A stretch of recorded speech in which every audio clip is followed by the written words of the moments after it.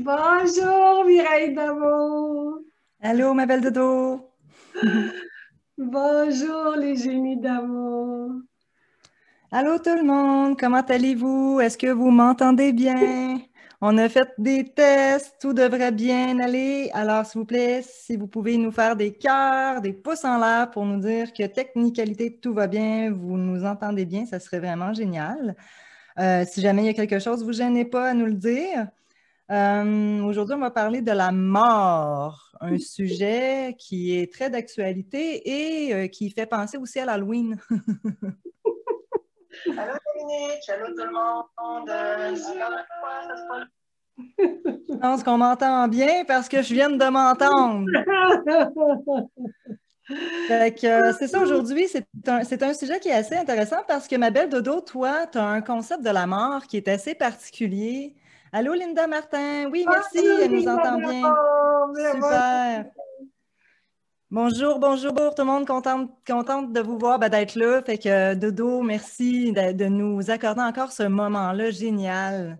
J'ai vraiment hâte que tu nous parles de ton concept de la mort, ta vision de la mort. Alors, je te laisse tout de suite la parole. Vas-y, je suis curieuse. En tout cas, c'est bon parce que tout le monde nous entend bien. Ça, c'est une bonne affaire. Oh mon Dieu, on a envie des affaires, hein, Mireille d'amour. Mettons que ça met du piquant. Oh mon Dieu. Bon. La vie et la mort et la vie. Bonjour, Jocelyne d'amour. Bonjour, bonjour. Oh, c'est tellement un sujet. Oui, parce que c'est ça, on a choisi approche de l'Halloween, parce que c'est l'Halloween en fin de semaine. J'ai commencé à mettre mes petites lumières de Noël, mes petits cœurs, là. Et ça, ça fait de lumineux. Aujourd'hui, j'ai choisi des couleurs lumineuses parce que la mort, c'est un sujet qui fait peur. C'est curieux, hein? Hmm. Ben, c'est curieux, c'est pas curieux, c'est parce on a été conditionnés à avoir peur de la mort. On a été conditionnés comme ça depuis qu'on est tout petit, puis et ça dépend des cultures aussi. C'est chez nous, ça a été plus ça, mais avec toute la religion, selon les religions, selon les traditions qui nous entourent, on a une relation particulière avec la mort. Mais aujourd'hui, on va parler de la mort et la vie. Comme j'ai mis dans la petite annonce, puis j'ai même partagé la vidéo de Krishnamurti, quand on réfléchit, quand on prend le temps vraiment de réfléchir à ça, puis je l'ai fait, moi, Mireille, je l'ai fait beaucoup. Euh, En 2008, j'ai pris ma retraite de 32 ans dans la fonction publique, puis j'étais tellement épuisée que pendant 6 mois, je me suis reposée, j'ai dormi, et la seule pensée qui était dans ma tête, j'avais 55 ans, c'était la mort. J'étais obsédée par ça. Tu avais des envies de mort. C'est que ma carrière au gouvernement était terminée, puis je sais que j'avais commencé une carrière de coach, puis je voulais justement suivre une formation, avoir un diplôme pour aller plus loin dans ma carrière de coach. Je voulais vraiment développer ma carrière d'auteur, ma carrière de conférencière, mais c'était l'entre-deux. Hmm. Il y avait, j'ai eu un passage à vide où j'avais besoin de prendre une pause. La mort, ça ressemble à ça. La mort, Hmm. ce serait la fin de quelque chose qui annonce le début d'autre chose. C'est une pause, une transition. Et j'ai beaucoup, beaucoup, beaucoup réfléchi. Et j'ai continué de réfléchir depuis ce temps-là parce que j'ai accompagné en coaching plusieurs personnes qui pleuraient la mort de quelqu'un ou qui craignaient leur propre mort ou qui avaient même l'envie de mourir. C'est-à-dire qu'ils entendaient des pensées sombres, des pensées de mort. Puis Hmm. c'est intéressant parce que est-ce que toi, Mireille, tu te souviens quand tu as appris que tu allais mourir, quand tu as appris que nous, les êtres humains, on était des êtres mortels, te Ouais. souviens-tu de ça? J'ai un vague souvenir. Oui, j'ai un vague souvenir parce que, bon, c'est sûr que je me rappelle de mon grand-papa, le papa de mon papa, quand il est décédé, c'était un concept que j'étais comme, mais moi, c'est quoi ça, tu sais? Puis c'est sûr, mes parents ont dû m'expliquer, tu sais. qu'est-ce qui s'était passé avec mon grand-papa. Puis on allait aux funérailles, puis j'allais voir mon grand-papa totalement inanimé dans le cercueil, là. Puis je t'avoue que j'ai pas... Sur le coup, je l'ai pris avec beaucoup de sérénité. Puis c'est comme si, un peu comme l'énergie d'un enfant qui comprend, qui sait que c'est pas vrai, la mort. Mais je sais pas pourquoi, ça l'a pris, je pense, quelques années plus tard pour commencer à faire « Hey, attends un peu, toi là, c'était peurant cette affaire-là, on s'en va où après? » Mais c'est comme si j'étais trop jeune à ce moment-là pour me poser la question. C'était pas « on s'en va où? » C'était juste normal. C'est comme si c'était un passage normal. Fait que, ouais, je l'ai vécu de manière assez étrange. La peur est arrivée beaucoup plus tard. Ouais. OK. Tu vois, moi, je m'en rappelle très bien. J'avais 7 ans, j'allais au couvent. Il y avait 1 kilomètre à peu près, 1 mille à peu près, entre la maison de mes parents en haut de la côte à Beaupré, puis en bas de la côte jusqu'au couvent, là. Puis le couvent était près de l'église. Puis on avait, ma meilleure amie puis moi de l'époque, là, mon amie Marie, on marchait, on faisait le chemin tous les jours à pied. Puis je me souviens, une fois, on rentrait de l'école vers 3h15, puis on a vu à l'extérieur d'une bâtisse, il y avait des gens sur le perron qui fumaient. Puis c'est drôle, hein, tu sais, les enfants, hein, on a toutes sortes d'idées. J'ai dit à Marie, on va aller voir, hein, qu'est-ce qui se passe. Puis je me souviens très bien, on est rentré dans la salle, dans la maison. C'était un salon funéraire. Je ne connaissais pas ça. Puis là, je suis rentrée, puis il y avait des gens. Non, non, mais j'avais jamais vécu ça. Puis il y avait des gens qui pleuraient. Puis tout à coup, j'ai vu quelqu'un étendu. Tu sais, puis là, j'ai vu qu'il ne bougeait pas. Puis là, j'étais toute impressionnée. On est rentré à la course, on est sorti à la course de la bâtisse, puis on est rentré à la maison en courant. Marie demeurait à l'autre bord de la rue chez nous, on était voisines. Mes parents puis leur famille, il y avait 5 enfants aussi du même âge, 4 filles et un garçon. C'était curieux.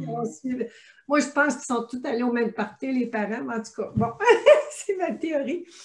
Mais puis là, quand je suis rentrée dans la maison, j'ai dit à maman, maman, c'est quoi? Qu'est-ce qui se passe? C'est quoi le monsieur? Il ne bougeait pas, il était étendu.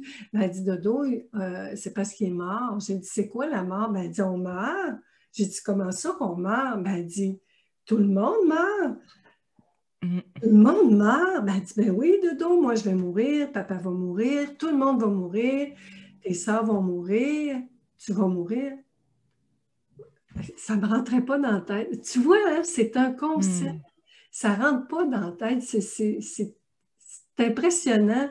Puis là, je me souviens, ce soir-là, j'étais dans mon lit. Alors moi, j'ai passé ma vie. Hey, moi, j'en ai réfléchi un coup dans ma vie. Mais je m'en souviens, j'étais dans mon lit, puis je réfléchissais, puis je me disais, je ne peux pas croire. Je ne peux pas croire. Je n'étais pas capable de croire ça. J'essayais d'imaginer qu'on meurt. Je n'étais pas capable. Puis là, tranquillement, il y a une petite angoisse qui a monté. Tu sais, qu'est-ce qui va m'arriver? Qu'est-ce qui va arriver?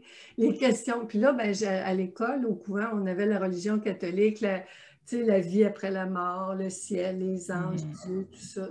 Jusqu'au jour où j'ai étudié, tu sais, je croyais, et jusqu'au jour où là, je ne croyais plus cette forme-là. Ma spiritualité est devenue plus universelle, j'avais 16 ans. Mais ça, c'est toute l'histoire de la mort, et je l'ai continué de réfléchir à ça, mais à un moment donné, le tourbillon de la vie embarque, on oublie ça, là. Tu sais, on n'y passe plus, puis mes parents sont encore là. Mais le principe de la mort, de ce qui faisait peur, c'est que je me disais, je l'oubliais, mais à l'école, je me souviens, au cours classique, sur toutes mes dissertations, j'écrivais « On n'a qu'une vie à vivre à la fois, une vie à vivre ». Je l'écrivais, je voulais, moi, m'imprégner du fait qu'on a juste une vie à vivre pour pouvoir apprécier la vie, tu sais, en profiter. Bon, et là, tranquillement, ma mère est décédée. Ma mère est décédée. Ça a été un événement, j'en ai parlé un petit peu dans une vidéo antérieure, mais je veux le raconter parce que j'ai vécu une expérience avec ma mère. Là, je pars d'exemple, puis après, on va développer là, la mort, comment moi je vois ça avec les pensées. Okay. À cette époque-là, en 2000, ma mère est décédée quand j'étais en voyage. C'était en 1993. Ma mère avait 61 ans. Puis moi, je me souviens, là, puis c'est important qu'est-ce qu'on dit à propos de notre vie et de notre mort. Hein?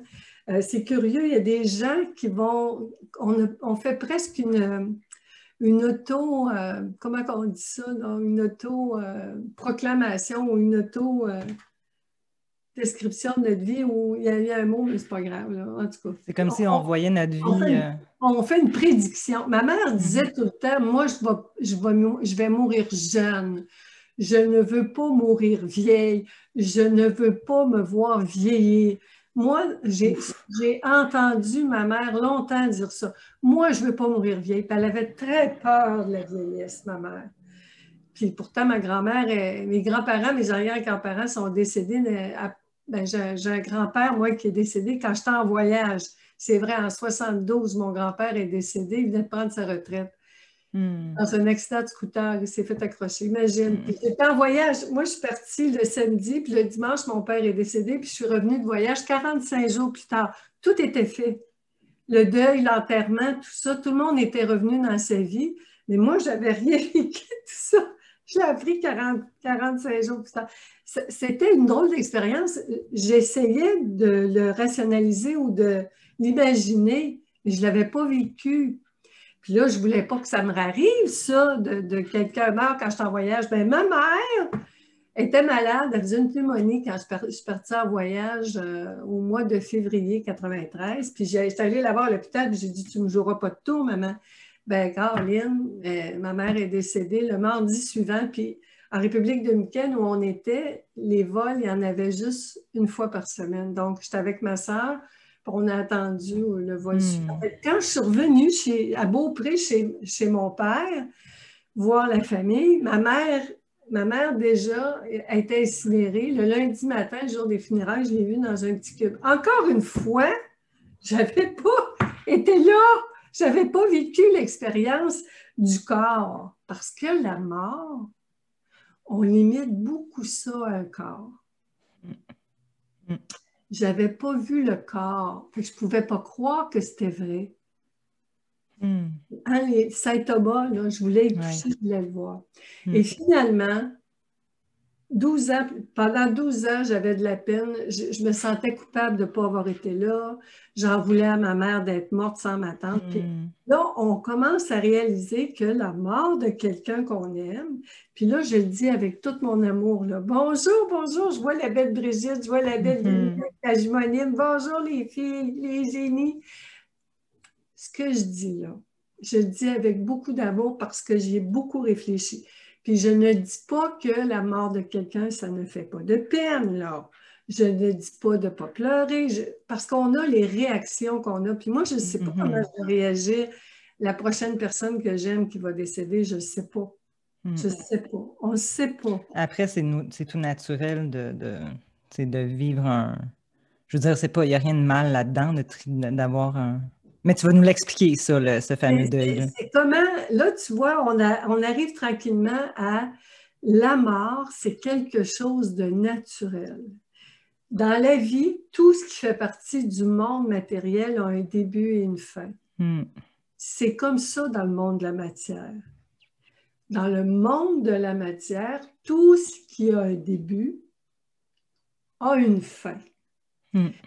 Puis ça inclut les atomes. Les atomes, c'est des fractions de seconde, la vie d'un atome. Les êtres humains, les animaux, les plantes. Il y a des plantes qui, c'est très bref. Il y a des plantes qui vivent longtemps. Il y a des arbres, les séquoias géants, que j'en ai rencontrés, moi, personnellement, en Californie. Justement, la fin de semaine, ah ben, tu vois la boucle? Tu capotes bien! Oh mon Dieu, quelle logique à ma folie! Hey, c'est le fun survenu. Bon, c'était cette fin de semaine-là à San Francisco en 2005. Puis après, tu vois, là, j'ai loué une voiture, puis j'ai traversé la forêt de séquoia, là, en allant vers Skywalker Ranch, le ranch, un peu plus dans Star Wars. Là. Bon, j'ai la suite des idées. Mais l'affaire, c'est que l'exercice que j'avais à faire, puis j'en ai envoyé à quelqu'un qui m'avait demandé de l'information là-dessus, puis j'ai envoyé.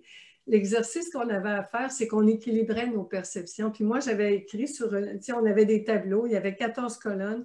C'était 10 qualités de ma mère, 10 défauts de ma mère. Puis où est-ce que j'avais les qualités, où est-ce que j'avais les défauts. Puis lui, il nous demandait de trouver entre 50 et 100 exemples. Tu sais, John, c'était pas 2 ou 3, c'était des quantités phénoménales. Puis, mais ça m'a pris, moi, j'ai été la première à terminer l'exercice, ça m'a pris 4 heures. Mais pendant 4 heures, j'étais installée avec la feuille, puis j'ai vu ma vie défiler avec ma mère. Tous les défauts à propos de ma mère, j'ai vu que je les avais. Toutes les qualités, j'ai vu que je les avais. Puis à la fin de l'exercice, John, il a dit, bon, dès que vous avez terminé, levez la main. Moi, j'ai levé la main, il était 7 heures. Puis on était placés en U, la salle était en U. John était dans le milieu avec une chaise devant lui, puis une boîte de Kleenex entre nos deux. Là, John, il a dit, en fait, lui, John était là, puis il y avait 2 chaises, c'est ça, il était 3. John, puis les 2. Puis il a dit, j'ai levé la main, puis il a dit, à propos de qui l'exercice, j'ai dit ma mère. Puis il a dit, qui dans la salle te fait penser à ta mère? Puis là, il y avait une dame en face de moi, puis elle ressemblait beaucoup à ma mère. C'est elle qui est venue s'asseoir en face de moi. Puis c'est en anglais. Ma mère, on n'a jamais dit un mot d'anglais, nos deux, là. L'importance, la pensée, la langue que la pensée parle. Fait que je suis assise devant la fille, et là, parce que je viens de faire l'exercice, il se passe quelque chose. Tu sais, on parlait de l'équilibre la dernière fois. Ouais. Quand c'est égal, quand c'est neutraliser les charges émotives, je ne savais pas, mais je les avais neutralisées. Là, j'étais en face d'elle, puis là, j'avais l'occasion de lui dire ce que j'aurais voulu dire à ma mère. J'ai commencé à parler, puis là, elle me disait, oui, je comprends, ma chérie. Elle parlait comme ma mère, en anglais, mais c'était pareil. Moi, il n'y avait pas de différence. Puis là, elle m'a parlé, puis là, j'ai dit, pourquoi tu ne m'as pas attendu? Ben, elle dit, c'était comme ça, je ne pouvais pas t'attendre. Puis elle dit, je voulais que tu te reposes, tu étais en voyage. Parce que moi, j'ai dit, j'étais en voyage, pourquoi tu ne m'as pas attendu? Mais tout ce qui s'est dit, c'était exactement ce que j'avais besoin d'entendre. Puis là, à un moment donné, il s'est passé quelque chose. Puis là, aujourd'hui, je suis capable de mieux le décrire. À un moment donné, j'ai regardé la femme. Ses yeux, c'est devenu les yeux de ma mère. Là, je sors de Poulies. Son visage est devenu lumineux. Toute la pièce est devenue lumineuse. Puis pouf! J'appelle ça mon pouf dans la lumière. Pendant un instant, je ne sais pas combien de temps ça a duré, mais pendant un instant, il n'y avait rien. Juste la lumière. Puis là, tout à coup, j'avais des larmes qui coulaient, mais je ne savais pas, ni peine ni joie, peine, joie, je ne savais pas.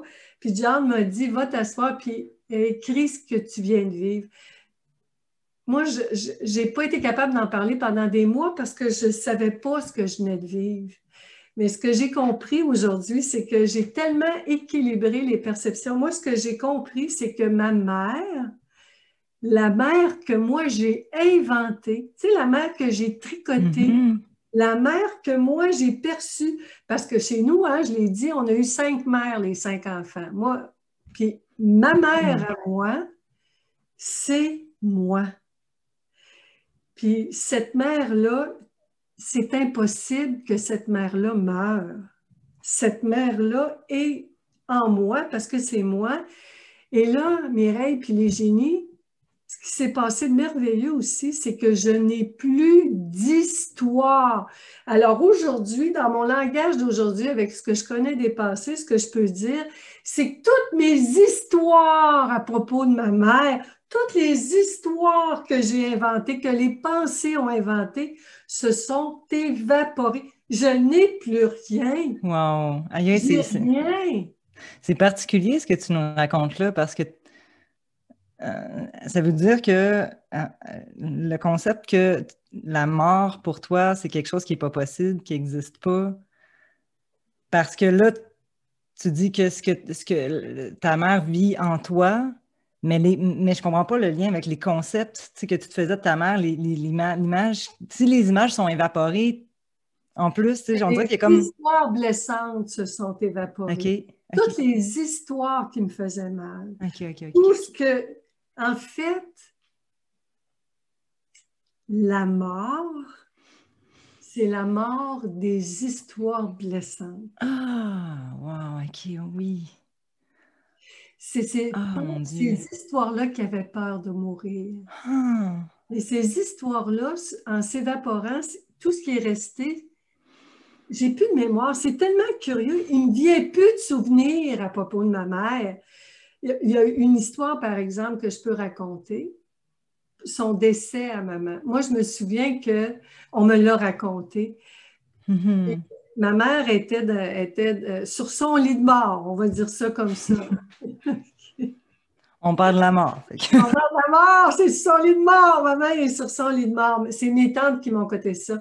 Puis aujourd'hui, en passant, je veux saluer ma tante Monique, mon oncle Denis. Ma tante Monique, c'est la sœur de ma mère. Puis ma tante Monique puis tante Bette étaient au chevet de maman quand elle est décédée avec ma sœur Coco, Christine.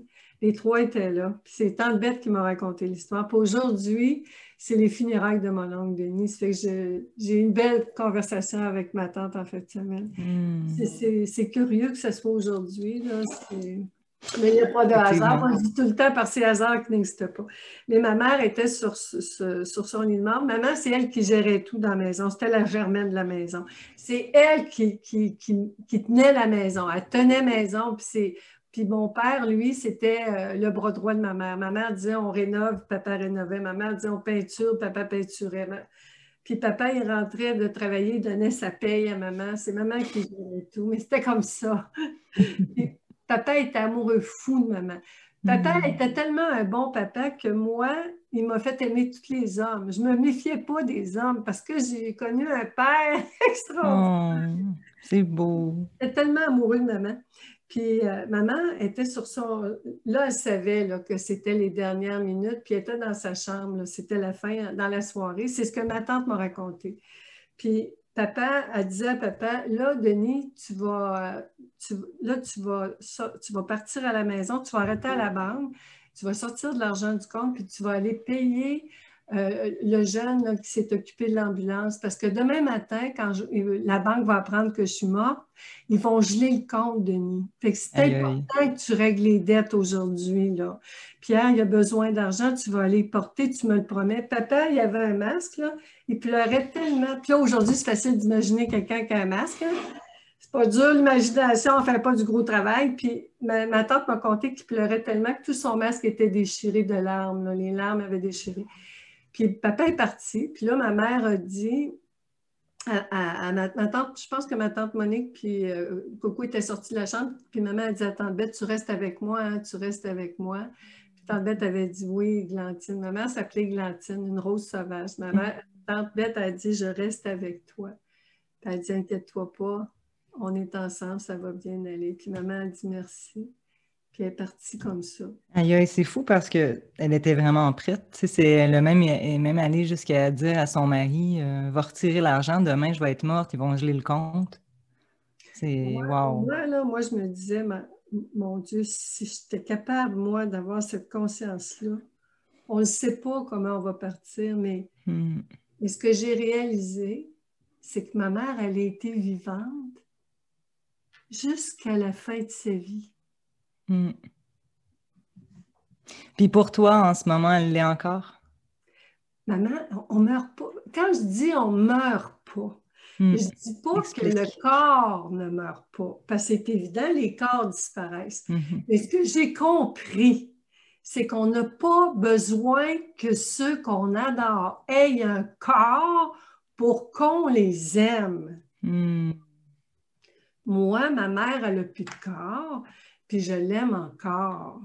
C'est vrai.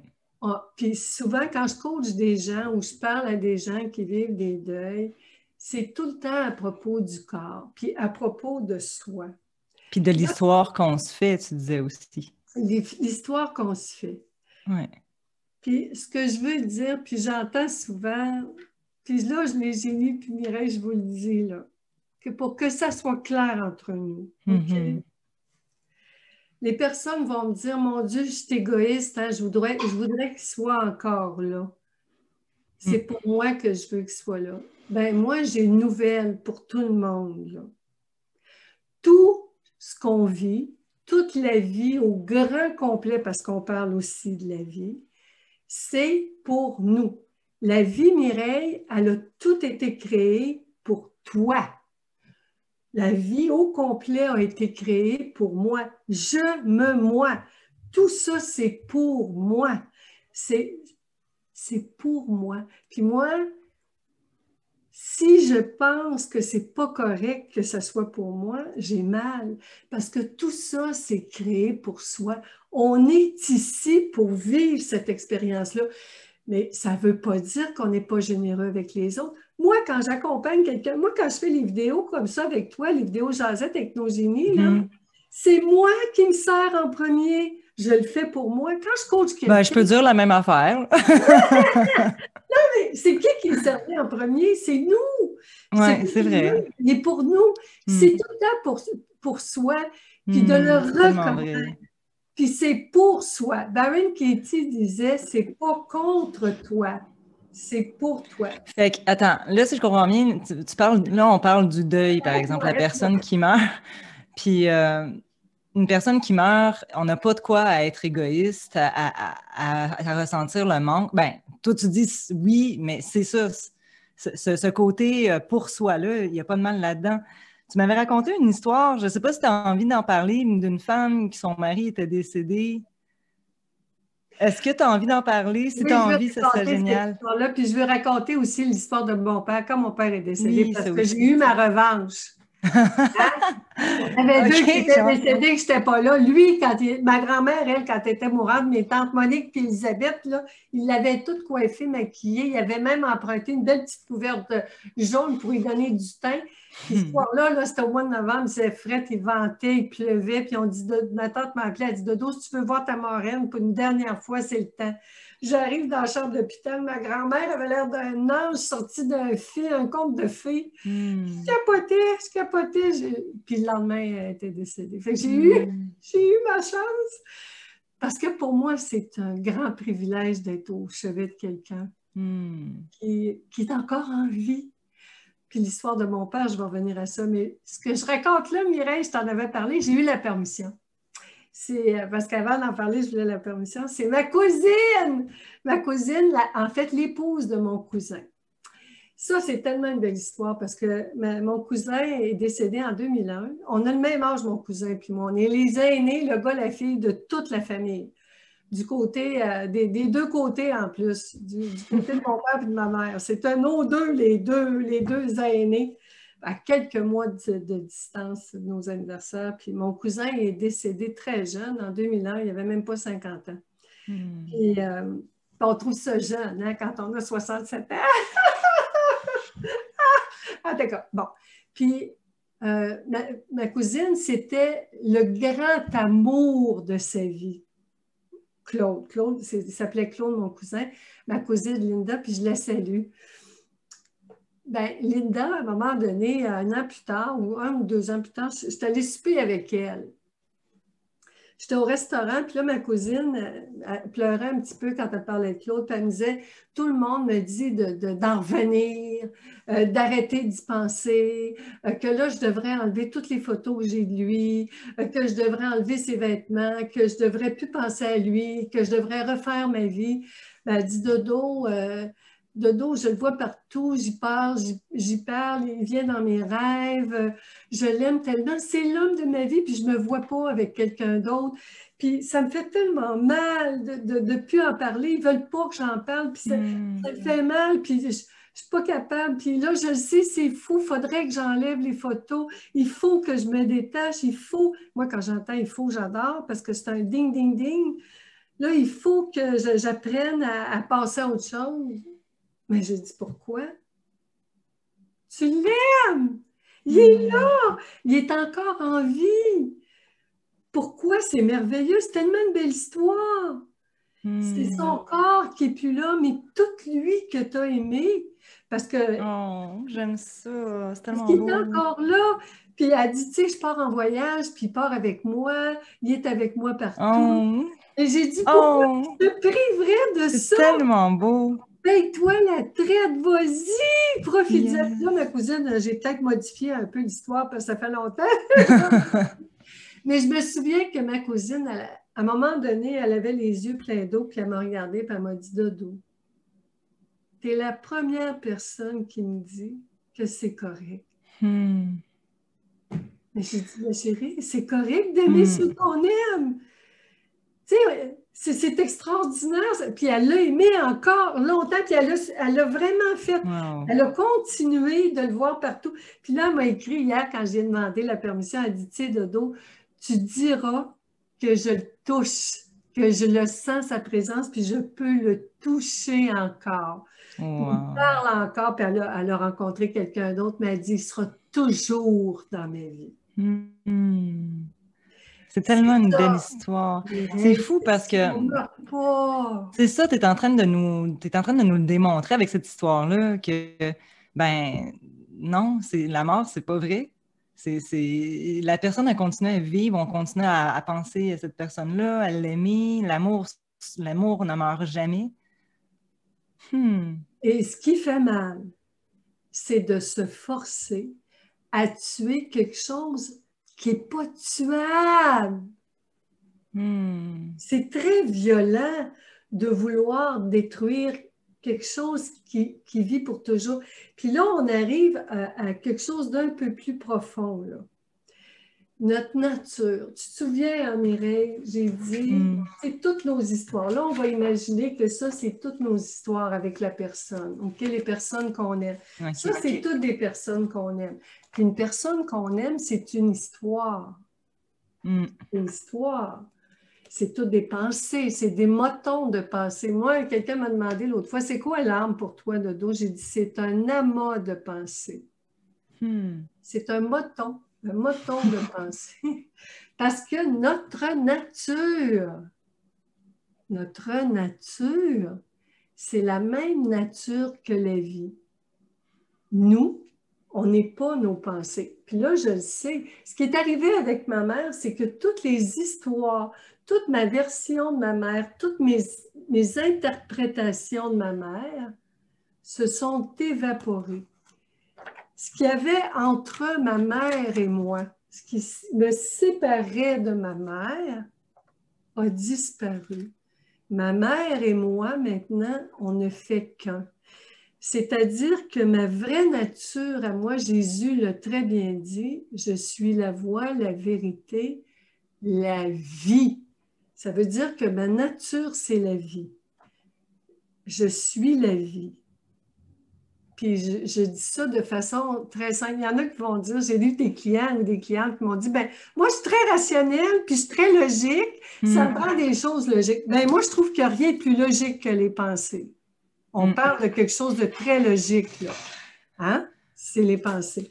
Puis la mort, c'est une pensée qui me déconnecte de la vie.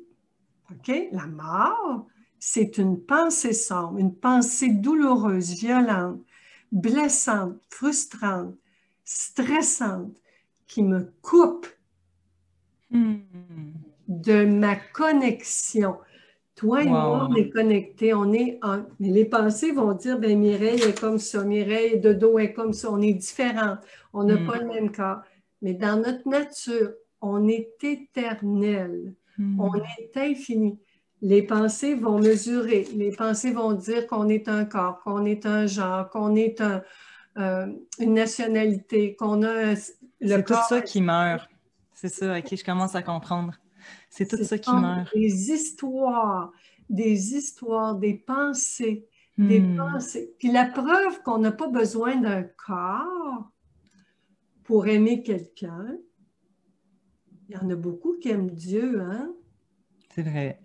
Y as-tu déjà touché, toi? Je sais même pas de quoi il a l'air. Mais maintenant, j'ai une conception de Dieu qui est tout ce qui existe. Tu sais. Fait que, hmm.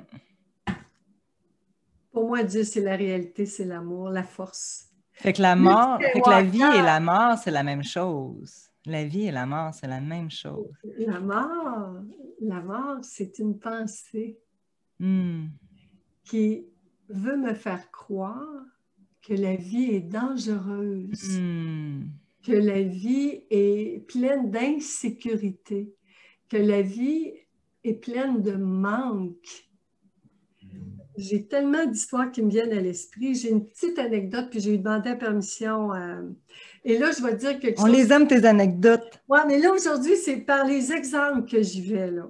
Vas-y. L'histoire que je vais raconter là, j'ai demandé la permission à Jojo Jocelyne Bien, là, la maîtresse de notre fameuse bergère australienne, Pépite. OK? C'est Pépite. Pépite. Puis, qui s'est passé par là, Pépite puis Jojo, hein, pendant 1 an et demi, on marchait tous les jours, parce que Jojo était ma voisine tout près d'ici. Mais elle était ma voisine depuis 5 ans et demi, sauf que depuis 1 an et demi, on marchait presque tous les jours, tout ça. Puis à un moment donné, Pépite est partie dans la lumière, puis elle a indiqué quand c'était le temps. C'est beau parce que quand Pépite est la journée de sa mort ou que c'était le temps, Jojo, elle le su de jour en jour. Une journée, c'était pas le temps. Une autre journée, c'était pas le temps. Puis une journée, Pépite, c'était très clair que c'était le temps. Jojo l'a bien compris, puis on l'a accompagné. Je suis même allée, moi aussi, vivre l'expérience. J'étais à l'extérieur, mais j'étais proche. Et là, quand Jojo, elle a vendu sa maison, Jojo est déménagée à 10 minutes d'ici. Puis là, elle disait, on marchait ensemble, puis là, j'avais le gros moton. Puis là, elle m'a dit que je pouvais le compter. J'avais le moton. J'avais le moton parce que là, la pensée, le deuil, hein? La mort. Là, Il y a quelque Jojo, elle chose qui allait disait, mourir dans ta Dodo, vie. tu Là. vas continuer de marcher. Dodo, je suis capable. Je sais. Puis moi, je n'ai jamais marché toute seule. Je ne le fais pas. Puis, oh, ma belle Linda d'amour, ça me fait plaisir, ma chérie. Ma belle cousine est là. Puis là, merci à toi pour la permission et pour ton amour pour mon cousin. Puis, alors là, on marchait le dernier soir. Puis, on finissait notre marche. Puis là, j'avais le moton. Parce que la pensée disait, oh, c'est ça, c'est fini, vous ne marcherez plus ensemble. Qu'est-ce que tu vas devenir? Tu ne marcheras plus. Puis là, Jojo m'a regardé et elle dit, Dodo, si tu as de la peine parce qu'on ne marche plus ensemble, rappelle-toi toutes les années où on était voisines et on ne marchait pas ensemble. Puis là, tu sais, ça, comme le petit moton, il est resté là. Là, Jojo est parti. Là, je suis rentrée chez moi. Puis là, comme je fais d'habitude, je m'étends sur ma causeuse. Causeuse, j'ai causé avec mes pensées. Là, j'ai réfléchi. Puis j'ai réalisé quelque chose. Puis là, ça se peut que ça choque. Là. Je vous préviens, là. Mais c'est une réalisation. On s'accroche. Accrochez-vous.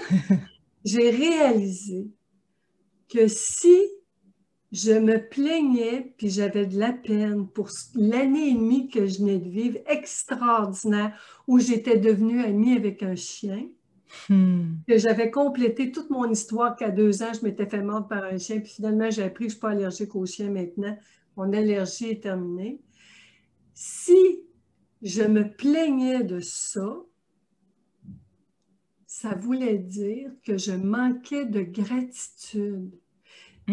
C'est comme si je n'avais pas de reconnaissance pour ce que j'avais vécu.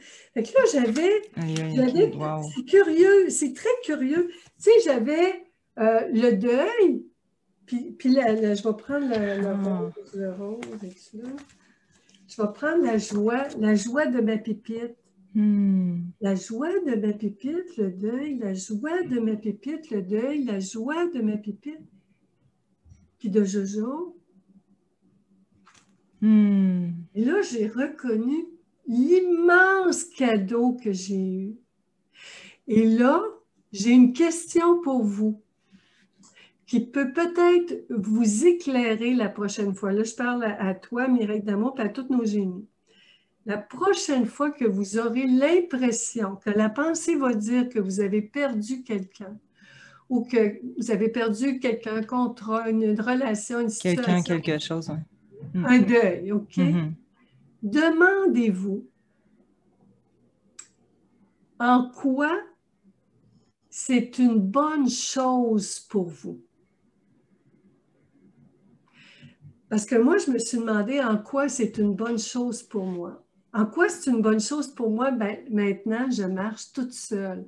Puis je marche avec mon petit pod, puis j'écoute des entrevues, j'écoute toutes sortes de choses d'une oreille, puis de l'autre oreille, je rencontre plein de gens, je placote, à tous les jours, je prends l'air. Je suis allée encore ce matin au froid, c'était agréable. Je me suis prouvé à moi-même que moi, je peux marcher avec moi. C'est que même quand la pensée va dire que je suis seule, c'est pas vrai.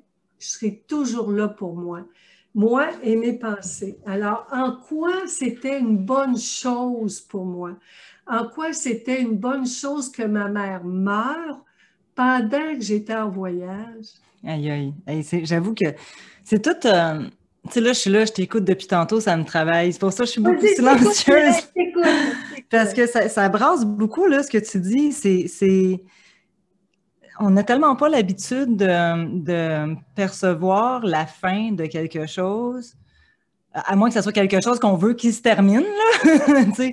Mais quelque Oh, ouais, chose on qu'on. ne parle pas de ça, C'est là. ça, là. Tu sais, là, on parle plus du deuil de quelque chose qu'on veut pas qui se termine, de le percevoir comme quelque chose de positif, tu sais. Fait que là, tu es en train de me faire. C'est beau c'est vraiment beau ce que tu as dit quand tu as dit ben, cette phrase-là que ta voisine t'a demandé, tu sais, ben, pas te demander, mais t'a dit rappelle-toi comment tu étais avant, quand on marchait pas ensemble, puis que tu as vraiment réalisé aïe, aïe, c'est vrai, là, je suis en train d'être pas dans la gratitude de toute cette belle année-là que j'ai vécue avec elle. Puis c'est comme un peu, tu sais, c'est vrai que c'est un peu une attitude d'enfant, là, tu sais. Non, je veux pas que ça se termine, tu sais. Plutôt que d'être dans la gratitude de « Ah, merci la vie de m'avoir permis cette belle année-là avec cette personne si extraordinaire. » Maintenant, la porte s'ouvre à autre chose. À quoi? Tu sais, fait que posons-nous la question, en quoi est-ce que la vie... Hey, c'est tellement beau, merci Dodo. Pourquoi c'est fini? Ah J'en ouais. veux encore! Mais c'est correct. C'est pour ça que, vous voyez, là, hein, tu vois, Mireille, pourquoi c'est important de prendre soin des pensées. Puis là, j'explique à la petite chérie, mais depuis que la pensée en quoi c'est une bonne chose, parce que moi, ma pensée chouchou, ma petite pensée chouchou, c'est la vie est bonne. Puis si je le crois que la vie est bonne, là, la vie est bonne pour tout le monde en toutes circonstances, là.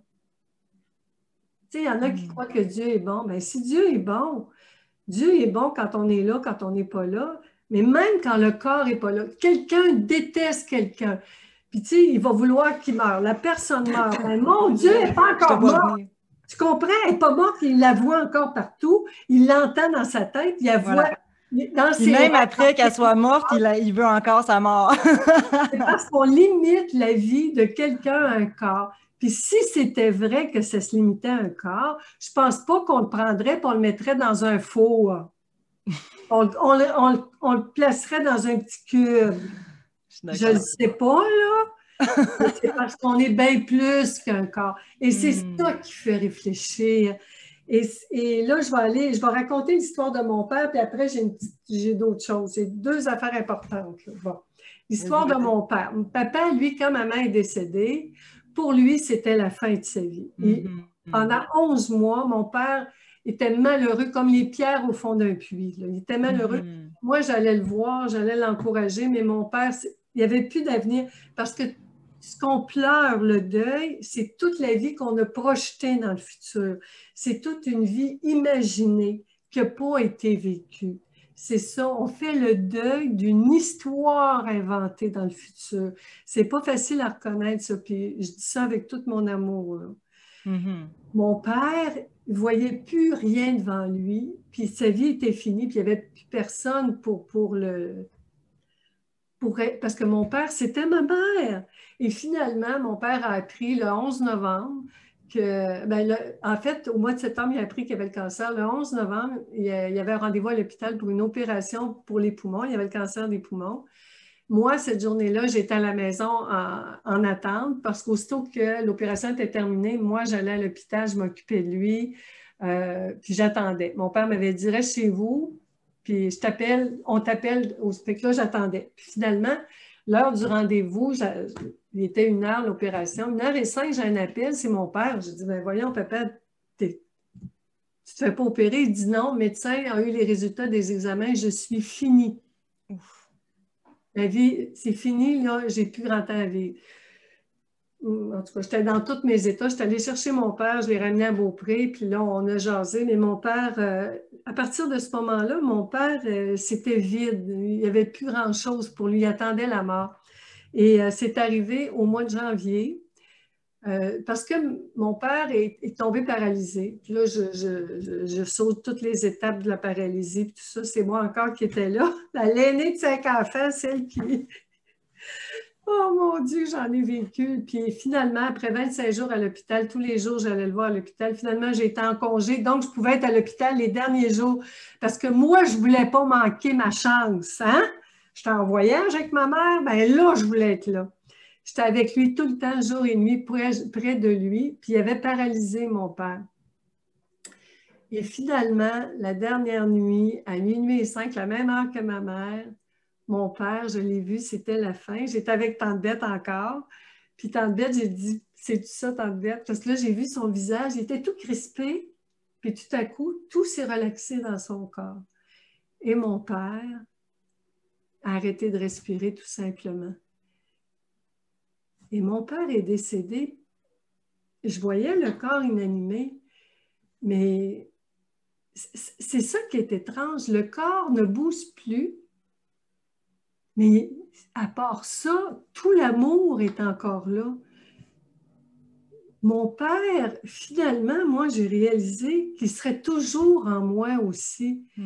Mais lui, au moins, j'avais été là. J'ai vu que le corps ne respirait plus. Puis, j'ai compris, ça a été plus facile parce que j'avais vu le corps. Pour toutes les pensées qui ne croyaient pas ça, ils ont touché le corps. Mais c'était tout, là. Parce que, tu sais, Mireille, toutes les personnes qu'on aime qui ne sont pas là en ce moment, est-ce qu'on sait qu'ils sont vivantes ou mortes?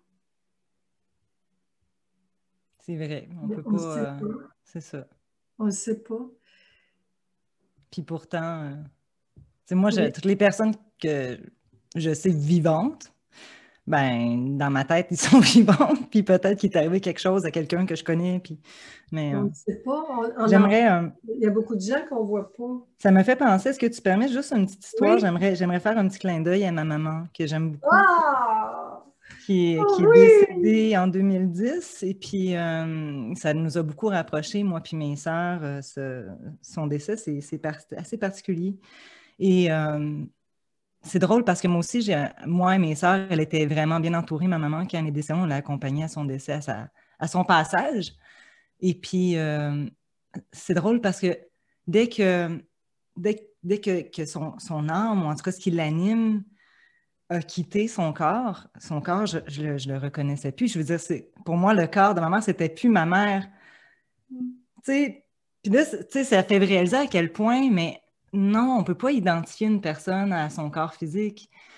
Puis je le savais en dedans de moi que ma mère était pas décédée, tu sais, était pas morte. Il y avait comme son essence, son énergie, l'amour que j'ai pour elle. Il y a quelque chose, pour moi, j'ai toujours été persuadée qu'elle est encore en vie. Tu sais, est-ce que c'est parce que ça me réconfortait de croire ça? Je ne le sais pas, c'est pas important.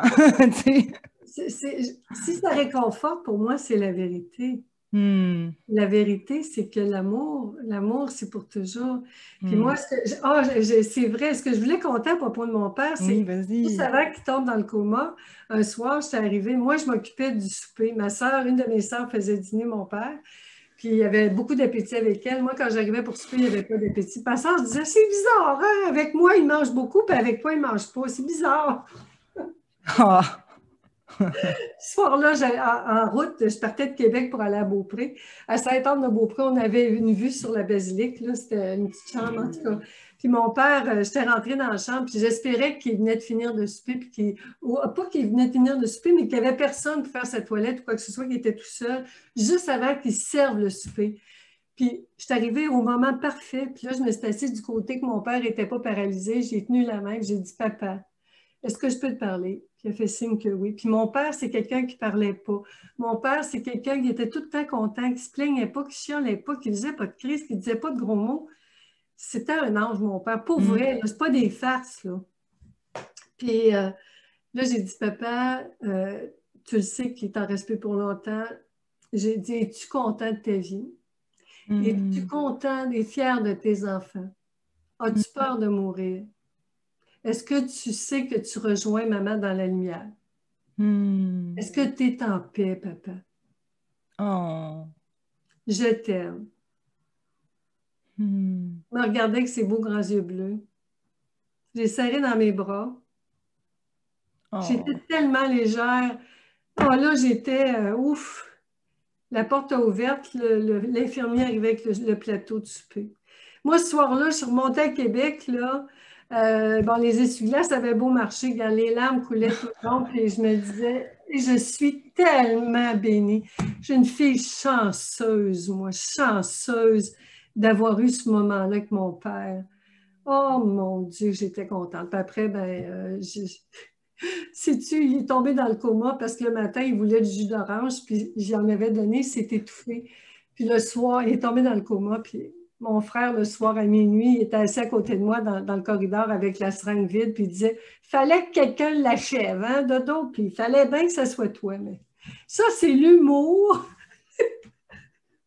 l'humour familial. Je dis ça parce que mon petit frère puis moi, on a ri, puis c'est là qu'on a vu, tu sais, quand je dis en quoi c'est une bonne chose, au moment où on le vit, on ne voit pas que c'est une bonne chose. On ne peut pas le voir.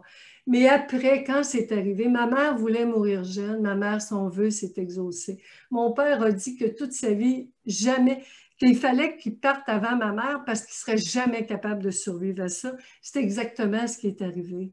C'est, et comment ça m'a servi moi? J'ai fait un pouf dans le lumière avec ma mère, j'ai compris que tous ceux que j'aime, ils sont en moi. Mais c'est tous ceux que j'ai inventés. Quand quelqu'un meurt, là, il y a des milliards de versions de cette personne-là. Laquelle qui est morte? Quelle version qui est morte? La version gentille, la version angélique, la version démon, la version... Tu sais, les gens aux funérailles, Hmm. ils ont chacun une version de la personne qui est dans le cercueil. C'est ça qu'on réalise quand on comprend les pensées. Hmm. As-tu un petit extrait à lire aujourd'hui, Mireille? Oui, on va aller avec ça parce que tu as parlé de plusieurs sujets en lien avec la mort. Puis c'était avec des anecdotes, mais est-ce qu'il y a des questions de nos génies, justement? Je vais aller regarder. S'il te plaît, s'il te plaît. Non, je vois pas de questions. Si jamais vous en avez avant qu'on termine, après, Ouais, Dodo ben, pourra y répondre des après commentaires, ça va me des faire commentaires. Oui, plaisir. c'est ça. Ben, j'ai vu, il y a quand même, c'est ça, il y a Linda Martin qui dit Allô, on vous entend au début. Jacinthe qui a dit bonjour. Coucou, ma jumonime d'amour, ça c'est Dominique. Thibaut, Brigitte Bouchard qui dit Allô, belle Dominique. Linda Soucy qui dit merci du témoignage. Et Linda Martin, ton père ressemble au mien, Dodo. C'est vraiment des belles histoires que tu nous racontes. Fait qu'on va lire un bel extrait dans le manuel du génie à la page 106 pour ceux qui l'ont, qui parle enfin, ça se rapporte quand même beaucoup à ce que tu as dit, mais il y a tellement, on pourrait parler de la mort de tellement plein de façons. Ça va comme suit. Alors, le premier paragraphe de la page 106. Quoi qu'il en soit, une chose merveilleuse se produit dès l'instant où une décision est prête à se prendre. Elle fait tout pour attirer ton attention. Elle commence par de petits signes subtils. Puis, si tu n'es pas attentif, elle augmente le volume jusqu'à ce que tu sentes l'urgence d'agir. Peux-tu même croire à une question de vie? Tu peux même croire à une question de vie ou de mort. Alors, tu es tellement prêt que tu ne réfléchis même plus. Tu agis tout simplement. Il se peut aussi que tout conspire à te ralentir, voire t'arrêter. Cela veut dire que tu n'es pas encore prêt. Si l'idée de changement te prolonge dans la confusion, tu peux consulter tes pensées. Voici quelques questions que tu peux te poser. Quelle pensée me stresse? Laquelle m'épuise? Comment puis-je la voir autrement? Écris-les sur une feuille de papier. Permets-leur de se déposer. Puis observe attentivement celles qui te font paniquer. Demande-leur ce qu'elles veulent te dire. Certaines peuvent annoncer la fin d'une forme de pensée qui a fait son temps après avoir fait tous les temps. Tu peux vérifier également pourquoi tu les prends tant au sérieux. Rappelle-toi que tu peux cesser à tout moment de croire celles qui ne te conviennent plus. Si la peur de transformer ta façon de penser te paralyse, souviens-toi qu'aucune pensée n'est réellement perdue en soi. Aucune pensée n'est créée. C'est ta façon de la voir qui se transforme à ton gré. Je suis désolée pour les accrochages. Alors, la pensée, je vais juste terminer encore avec une dernière phrase. Alors, la pensée stressante te montre son côté relaxant. La pensée négative te montre son côté positif. Ce que j'aime beaucoup dans ce paragraphe-là, ma belle Dodo, c'est que tu parles de transformation. C'est vrai. Puis, en fait, moi, le parallèle à propos de ce que toi t'as raconté, puis t'as dit même, tu sais, il existe tellement plein de versions d'une personne qui meurt, c'est laquelle qui meurt. Tu sais, une situation, tu la transformes dans ton esprit, ou une personne, ou ben, l'ancienne version va disparaître. C'est ça la mort, en fait. Parce que Lavoisier l'avait dit, rien ne se perd, rien ne se crée, tout se transforme. Quand on observe attentivement, même un corps qui se décompose est encore, il y a plein de vie, c'est que tout ce qu'on vit, c'est la vie. Même moi, là, quand je vais être sur mon lit de mort, la transformation, c'est ça. La transformation, c'est la fin d'une chose, le début d'autre chose. La fin d'une chose, le début d'autre chose. La transformation, la mort, on pourrait l'appeler la transition. C'est, puis on s'en doute. Moi, je dis tout le temps aux gens, t'as-tu lu le mémo? Es-tu au courant qu'on va tous mourir? Parce que les gens agissent comme s'ils ne savaient pas. Tu sais, Noël, c'est tout le temps le 25 décembre. Les gens se comportent comme si la date allait être tirée au sort 2 jours avant. C'est bizarre, pourquoi tout le monde le sait, là. Mais c'est ça la différence. Mais quand on s'occupe de réfléchir à ça, j'ai tellement réfléchi, j'en ai jasé beaucoup avec des amis, j'en ai jasé avec moi, c'est que réfléchissez à ça, je vous lance le défi. Installez-vous puis allez au bout de la pensée. Je suis allée au bout. Quand tu jases avec la pensée, là, je suis sur mon lit de mort, là, OK? Le médecin, c'est aide à mourir. Il me reste 10 secondes, OK? Puis là, le médecin, il dit dans 10 secondes, là, le poison va faire effet. Dans 10 secondes, dans 9 secondes. Mais là, je suis en vie. Bonjour Mireille, bonjour tout le monde. Dans 8 secondes. Oh mon Dieu, hey, c'est une belle journée aujourd'hui. Annonce beau. Dans 7 secondes, c'est merveilleux. Vraiment, moi, je suis contente. J'ai une belle vie. C'est merveilleux. Dans 3, 2, dans 1.